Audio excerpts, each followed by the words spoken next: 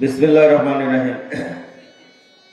তালিমুল কোরআন ওয়া সুন্নাহ মহিলা মাদ্রাসা and Didarul Quran international হিফজ মাদ্রাসার উদ্যোগে ইসলামী মহাসম্মেলন সভাপতি আলহাজ হযরত মাওলানা রুহুল আমিন সাহেব, সহকারী শিক্ষক, বিরুনিয়া বাজার দারুল উলুম দাখিল মাদ্রাসা, সহসভাপতি হাফেজ মাওলানা মুফতি আবু বকর সিদ্দিকী সাহেব, ইমাম ও খতিব কাইচান প্রাইমারি স্কুল জামে মসজিদ,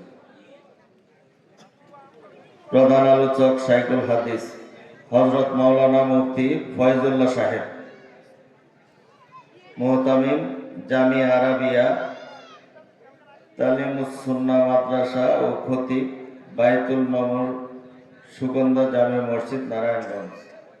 বিশেষ আলোচক হযরত মাওলানা মুফতি আশিকুর রহমান নোমানী সাহেব, মুহতামিম মাদ্রাসা মারকাতুজুল কুরআন মিরপুর ও খতিব হাজারীবাগ কালুনগর সেন্ট্রাল জামে মসজিদ ঢাকা।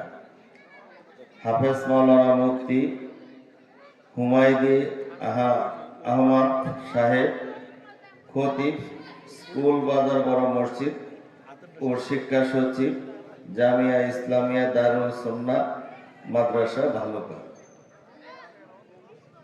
হযরত মাওলানা আফফান মোল্লা সাহেব টঙ্গী, হযরত কারি মোহাম্মদ আলী হোসেন মুন্সি সাহেব, ইমাম ও খতিব কায়চান লিচুতলা জামে মসজিদ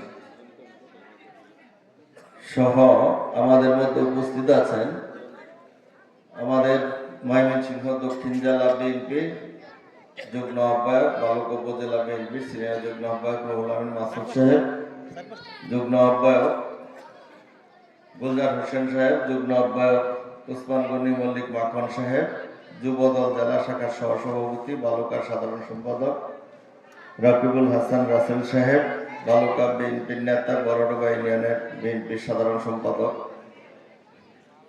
আব্দুর রহিম আকন্দ সাহেব সহ অত্র ইউনিয়ন বিএনপি ও অঙ্গ সহযোগী সংগঠনের নেতৃবৃন্দ, আমার সামনে অত্র এলাকার বিশিষ্ট মুরব্বিয়ান, ছাত্র, যুবক, শ্রমিক, কৃষক ভাইরা, পর্দার আড়ালে আমার মা, খালা, চাচি, বোনেরা, সকলে আমার সালাম গ্রহণ করুন। আসসালামু আলাইকুম ওয়া রাহমাতুল্লাহি ওয়া বারাকাতুহু। আসলে দুদিন আগে আপনাদের সাথে আমি মিটিং করে গেছি না, হ্যাঁ, তো ওইটা ছিল আমাদের নির্বাচনী মিটিং, আর এখন হয়েছে এটা ইসলামী মাহফিল। মানুষ তো কি নাকি, খালি এখানে আলোচনার মধ্যে আলোচক হইল আমাদের আলেমুলামারা। আলেমুলামারা যে কারণে আসছেন সেটা হলো যে আমাদের আগামী দিন আমরা কিভাবে কোরআন সুন্নাহ অনুযায়ী চলতে পারি এবং বিগত দিনে আমরা যে কাজগুলি করেছি কোন কোন জায়গায় আমাদের ভুল হয়েছে সেইগুলি ওনাদের কাছ থেকে শেখার জন্যই আমরা কিন্তু মাহফিলের আয়োজন করি। এবং এই মাহফিল থেকে প্রতি বছর ইসলামের ডাক দেওয়া হয়, কোরআন সুন্নাহ অনুযায়ী চলার জন্য মানুষকে আহ্বান জানানো হয়, আর যেগুলি শিরকি কাজ এবং খোদা নবী এবং রাসূল বিরোধী এবং আমাদের কোরআন বিরোধী আল্লাহ নিষেধাজ্ঞা করার কাজ, সেগুলি করার জন্য ওনারা নিষেধ করেন। এইগুলি আমাদের ধৈর্য ধরে শুনতে হবে। ধৈর্য ধরে শোনা দরকার না? ধৈর্য ধরে শুনতে হলে আমাদের যে আশপাশের দোকানপাট আছে সেখানে বেশি বেশি দৌড় ফেললে, চা পান আর মিষ্টির দোকানে ঘুরলে, তাহলে কি হুজুরের কথা মাথায় ঢুকবো? তাহলে কি করা উচিত? হুজুর যতক্ষণ বয়ান দিব ততক্ষণ মাথা ঠান্ডা মাথায় বসে শুনতে হবে। এখান থেকে আমাদের কিছু শিখতে হবে এবং আমাদের ছেলে মেয়েদেরকে শিক্ষা দিতে হবে নাকি? তা আজকে আমরা এখানে এসছি, আমি ওই দিনও বলছি যে আমাদের অনেক কিছুর অভাব আছে। আমাদের এই এলাকা তো কওমি মাদ্রাসা আছে না? হ্যাঁ, বালুকা তো অনেকগুলি আছে। কওমি মাদ্রাসার সর্বোচ্চ ডিগ্রি হলো দাওরা হাদিস, দাওরা হাদিস কি এখানে আছে বালুকা? নাই। আমাদের দাখিল ফাজিল মাদ্রাসা আছে, অনেকগুলি আছে, আছে না? মাদ্রাসা শিক্ষার সর্বোচ্চ শিক্ষা হলো সার্টিফিকেট, সেটা কি কামিল মাদ্রাসা থাকতে হবে নাকি? বালুকাতে একটাও কামিল মাদ্রাসা নাই, আছে? আমি ওই দিনও বলেছি যে বালুকাতে কোন স্কুলে কম্পিউটার ক্লাস হয় না। আছে আপনাদের এনে কম্পিউটার ক্লাস হয়? কম্পিউটার আছে? নাই। আমাদের দেশে অনেক মাদ্রাসা আছে যেখানে কোরআন শিক্ষার পাশাপাশি ইংরেজি শিক্ষাও দেওয়া হয়, ইংলিশ মিডিয়ামে ভার্সনেও ক্লাস করানো হয়। বালুকাতে আছে? হয় না, একটাও নাই। আছে? আমাদের মেয়েরা শিক্ষার দিকে এখন বেশি অগ্রসর, ছেলে গড়ছে মেয়ে ঘর পাশের হার বেশি, এবং রেজাল্টও মেয়েদের ভালো, ভালো না? তো সে মেয়েরা কোন জায়গার? এই দেশেরই তো। মেয়েদেরকে পড়াশোনা করার জন্য বালুকায় কোনো মহিলা কলেজ আছে? একটাও মহিলা কলেজ নেই। ঠিক আছে? আচ্ছা, আমরা বালুকা উন্নত বালুকা, সমৃদ্ধ বালুকা, শিল্প এলাকা বালুকা, আমাদের ছেলেরা সবচেয়ে বেশি শিক্ষিত হইব। আমাদের কলেজগুলি তো সব বিএ পাস পর্যন্ত করা যায়, অনার্স মাস্টার্স নাই, আছে? তার মানে কি শিক্ষা ক্ষেত্রে আমরা সারা দেশের তুলনায় অনেক পিছনে পড়ে আছি। এই জিনিসগুলি আমাদের জানা থাকা দরকার তো নাকি? কামিল মাদ্রাসা নাই, এই আওয়াজগুলি আমাদের হুজুরদের মুখ থেকে ওঠা উচিত। আমাদের মাদ্রাসার শিক্ষক যারা আছেন তাদের মাঝখান থেকে যে কামিল মাদ্রাসা করা দরকার। সভাগুলিতে এগুলি যারা দাখিল কামিল ফাজিল মাদ্রাসার হুজুর আছেন তারা বলতে হবে না? বেশি বেশি করে বলতে হবে। কওমি মাদ্রাসার যারা হুজুর আছেন, মসজিদে ইমামতি করেন, বিভিন্ন জায়গায় ছাত্র পড়ান, কোরআন শিক্ষা দেন, তাদেরও বলতে হবে যে আমাদের দাওরা হাদিস পর্যন্ত শিক্ষা আমাদের ব্যবস্থা থাকতে হবে না? এবং আমাদের ছেলে মেয়েদেরকে যথেষ্ট প্রতিযোগিতায়, আন্তর্জাতিক দেশের মধ্যে প্রতিযোগিতায় টিকে থাকার জন্য তাদেরকে কম্পিউটার শিক্ষায়ও শিক্ষিত করতে হবে, করতে হবে না? মাদ্রাসার ছাত্র হয়েছে দেখি কম্পিউটার পড়তে পারবে না, ক্লাস করতে পারবে না, শিখতে পারবে না? শিক্ষার দরকার আছে না? মাদ্রাসার ছাত্র হলে ইংরেজি শিক্ষার দরকার আছে না? এই জায়গাগুলিতে আমাদের পিছায় রয়েছে। এইগুলি আমাদের যারা মাদ্রাসার শিক্ষক, কওমি মাদ্রাসার শিক্ষক, হাই স্কুলের শিক্ষক, কলেজের শিক্ষক, তারা এইগুলি বেশি বেশি করে বলতে হবে। আর আমাদের যারা জনপ্রতিনিধি তারা এইগুলি দায়িত্ব নিয়ে সম্পন্ন করতে হবে। আমি মনে করি যে বিগত দিনে আমাদের যারা জনপ্রতিনিধি তারা এই সবগুলি বিষয় জানতেন না, যেগুলি নাই। যদি জানতেন তাহলে অবশ্যই বালুকা তো সম্পদের অভাব নাই নাকি? আছে? জায়গার অভাব আছে, টাকা পয়সা আমরা অন্য উপজেলার চাইতে কম আছে, তাহলে আমাদের জানার অভাব আছে, যেগুলি আমার নাই, এটা আসলে আমরা জানি।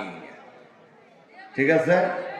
আগামী দিনে আলোকিত ভালুকা, আমাদের সোনার ছেলে আলোকিত ভালুকা, সব দিক বাংলা, ইংরেজি, আরবি নাকি কোরআন সব দিকেই যাতে ছেলেরা মেয়েরা উচ্চ শিক্ষায় শিক্ষিত হতে পারে তার জন্য এই প্রতিষ্ঠানগুলি দরকার আছে, আছে না? এছাড়া আমাদের এলাকা শিল্পাঞ্চল, এখানে টেকনিক্যাল কলেজের দরকার আছে, textile engineer, civil engineer, electrical engineer, mechanical engineer দরকার আছে না? এইগুলিরও প্রতিষ্ঠান নাই। আমাদের আগামী দিনে এগুলি জরুরি ভিত্তিতে তৈরি করার দরকার আছে। তার জন্য আপনার এলাকার দায়িত্ব গ্রহণ করতে পারে এরকম জনপ্রতিনিধি নির্বাচিত করার দরকার আছে। যাই হোক, এতদিন এইগুলি কেউ প্রয়োজন করে নাই, কারণ এতদিন তো ভোটও লাগে নাই। লাগছে?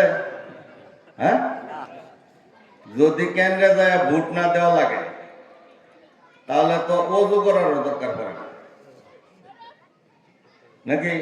নাফাক শরীরে যদি কেন্দ্রে যায় ভোট দেয় তাহলে এমপি হয়ে যাবে, কারণ ওটা জোর করে হইব নাকি? আর যদি মানুষের মতামতে মানুষের মন রিজায়া তার কাছ থেকে ভোট আদায় করতে হয়, তার আগে তো আল্লাহর মন রিজাইতে হবে, আল্লাহরে রাজি করতে হবে, রাজি খুশি করতে হবে না? আল্লাহরে রাজি খুশি করতে হলে আপনি ইমানটাও শক্ত করতে হইব, সৎ নিয়ত করতে হইব, এবং আল্লাহ রাজি খুশি হইলে আপনারাও রাজি খুশি হবেন, সেখানে বরকত দিব ভোটের। এতদিনে এগুলির প্রয়োজন পড়ছে না, আল্লাহ রহম করলে এখন দেশের যে পরিস্থিতি সামনে এটার প্রয়োজন পড়বে। আপনাদেরও মতের দরকার আছে, আল্লাহর রাজি খুশির দরকার আছে। সেই জন্য আমি আপনাদের কাছে দোয়া চাইতে আসছি, দোয়া করবেন।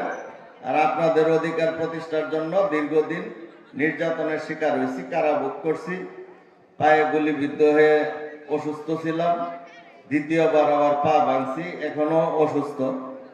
দীর্ঘ 17-18 বছর পলায়ে ছিলাম, কারাগারে ছিলাম, অসুস্থ অবস্থায় হাসপাতালে চিকিৎসাধীন ছিলাম। আপনারা সেই দিক বিবেচনায় আগামী নির্বাচনে যাতে সুষ্ঠু ভোট হয় এবং আপনারা যাতে সেই ভোটে আপনাদের পছন্দের প্রার্থী বিজয়ী করতে পারেন, এবং সেখানে নির্যাতিতদের তালিকায় যদি আমার নাম সবার উপরে থাকে তাহলে আপনারা আমাকে ভোট দিয়ে নির্বাচিত করবেন। আমার প্রতীক কি? দানেশ। ঠিক আছে, জানেন। আলহামদুলিল্লাহ। আরেকটা বিষয় হলো যে নির্যাতিতদের মধ্যে সবচেয়ে বড় যে নির্যাতন শিকার হয়েছেন তিনি হলেন আমাদের নেত্রী বেগম খালেদা জিয়া। প্রথমেই বাড়ি ছাড়া হয়েছেন, পরে বিনা কারণে বুড়া বয়স্ক মানুষ 7 বছর কারাভোগ করছেন। আরেক সন্তানের লাশ ফেরত হয়েছে, এক সন্তান এখনো দেশে ফিরে নাই। উনি যদি নত স্বীকার করতেন, আপুস করতেন, তাহলে তো তার নির্যাতন পোয়াইতে হইতো না, হইতো?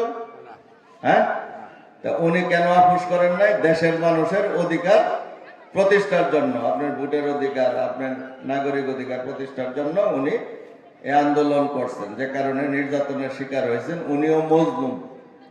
উনি আজকে 4-5 দিন যাবৎ গুরুতর অসুস্থ, হাসপাতালে ভর্তি আছেন। এই মাহফিলের মাধ্যমে আপনাদের সবার কাছে ওনার জন্য দোয়া চাই, আল্লাহ তাআলা যাতে উনিকে সুস্থ করে আমাদের মধ্যে ফিরিয়ে আনে এবং আগামী নির্বাচনে অংশগ্রহণ করতে পারে সেই তৌফিক দেন। এবং ওনার ছেলেও দীর্ঘদিন যাবৎ প্রবাসে রয়েছে, সেও যাতে দেশে ফিরে নির্বাচনে অংশগ্রহণ করতে পারে তার জন্য দোয়া করবেন। আমি যাতে শারীরিকভাবে সুস্থ থেকে আপনাদের সবাইকে রাজি খুশি করে এই নির্বাচনে ধানের শীষকে বিজয়ী করতে পারি, আমার জন্য দোয়া করবেন। এই কথা বলে আপনাদের সকলকে ধন্যবাদ জানিয়ে আমার কথা শেষ করছি। আল্লাহ হাফেজ। সকলকে ধন্যবাদ। বাংলাদেশ জিন্দাবাদ। আসসালামু আলাইকুম।